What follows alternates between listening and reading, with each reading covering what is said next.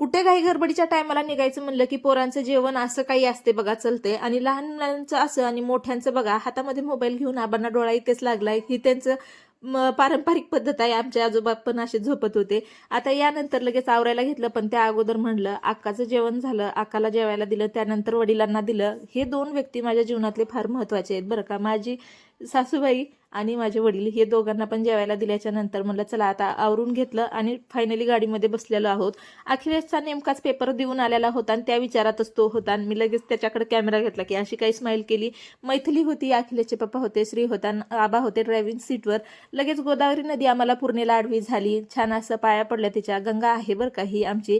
अखिलेशला मळमळ होत होतं म्हणून काच गाडीचा खोलला आणि अशी फ्रेश हवा घेत होता, पण मैथिली तोपर्यंत झोपीचा आनंद घेत होती. फायनली नांदेडमध्ये पोहोचलोत आणि मोठ्या ताईच्या घरी आम्ही आलेलो आहेत. इथे जे माझ्याजवळ राहते ती दीदी आहे आणि मोठ्या ताईला मी ताई म्हणते आणि हिला जी लहान आहे तिच्यापेक्षा तिला दीदी म्हणते. तिच्यासाठीच आता पेरू आणलेले आहेत. मग घरी गेलो, चहा पाण्याचा कार्यक्रम झाला. म्हणलं फोटो काढावं, तर व्हिडिओचा इतका नाद लागलाय की लगे व्हिडिओचंच बटन दाबलं. मग आम्ही गेलोत कार्यक्रमाच्या ठिकाणी. तिथं दीदीची पण भेट झाली. आम्ही जेवण वगैरे केलं आणि मग फोटो सेशन काही असं वडिलांसोबत तिघींचंही केलं. आणि मग म्हणलं चला आपले पण थोडेसे फोटोज वगैरे काढूया, तर त्याच्यामध्ये पण छान हसी मजाक होता.